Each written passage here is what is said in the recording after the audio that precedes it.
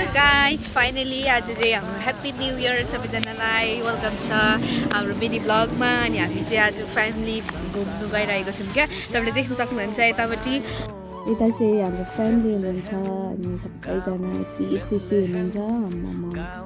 अनि म चाहिँ सोध्दै थिएँ आज घुम्न चाहिँ कतिको एक्साइटेड हुनुहुन्छ भनेर। सो सबैजना एक्साइटेड हुनुहुन्छ घुम्नको लागि चाहिँ।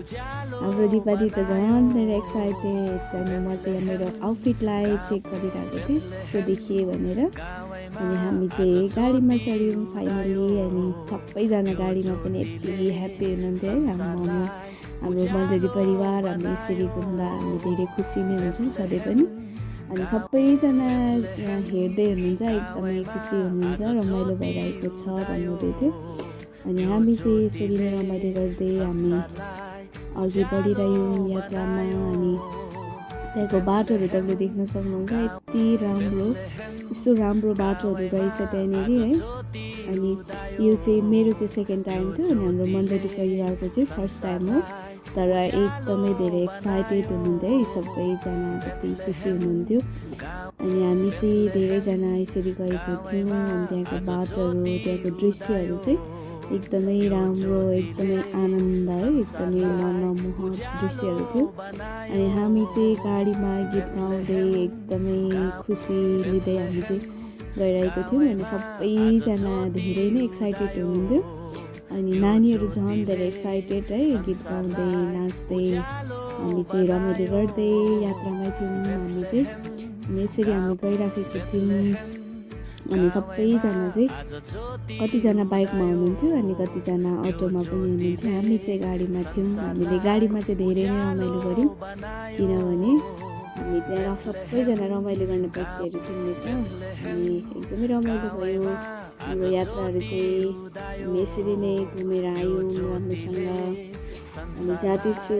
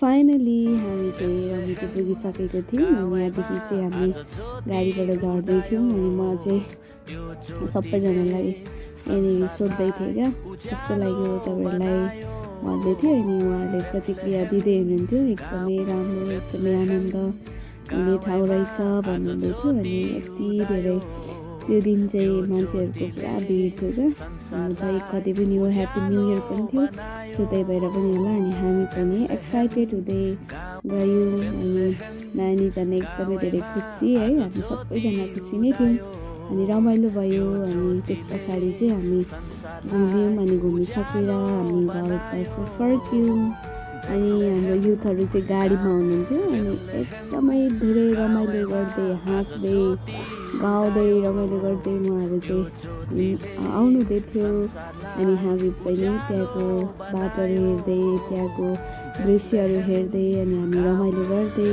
घरतर्फ हामी फर्क्यौँ यसरी चाहिँ अनि एकदमै रमाइलो भयो एक गतिको हाम्रो यात्रा चाहिँ अनि प्रभुलाई धेरै धन्यवाद हाम्रो यात्राहरूमा पनि सुरक्षा गर्नुभयो कुनै कुनै ठाउँहरू चाहिँ यस्तो बाटो बिग्रेको थियो डर लाग्दै थियो तर पनि यसको बिचमा पनि हामी चाहिँ एकदमै रमाइलो गर्दै आनन्द लिँदै अनि हामी चाहिँ घरतर्फ फर्क्यौँ अनि हामी घर फर्किँदा चाहिँ एकदमै खुसी लाग्नु खोजिरहेको थियो चिसो चिसो मौसम थियो तर पनि झापालीलाई चाहिँ एकदमै चिसो भनेको मनपर्छ किनभने झापामा धेरै गर्मी हुन्छ नि त सो हामी त्यसपछि हामी फर्क्यौँ अनि यो बाटोमा कस्तो मजाले है पुरा बाइकमा यात्रा गर्नुहुँदै थियो अनि हामी चाहिँ त्यो हेर्दै आउँदै थियौँ हामी पनि साथी साथी यसरी हिँड्नुपर्छ है भन्दै हामी सल्लाह गर्दै एकदमै रमाइलो गर्दै हामी यात्राबाट आउँदै थियौँ अनि यो देख्दा चाहिँ हामीलाई एकदमै खुसी लागिरहेको थियो सो हामी यसरी नै आजको दिन चाहिँ हाम्रो बित्यो अनि एकदमै मजाले आनन्द लिएर हामी नबितेदेखि चाहिँ त्यो ज्योतिले संसारलाई उज्यालो बनायो लिनुभयो होला रमाइलो गर्नुभयो होला सो नेक्स्ट भिडियोमा हामी भेट्नेछौँ।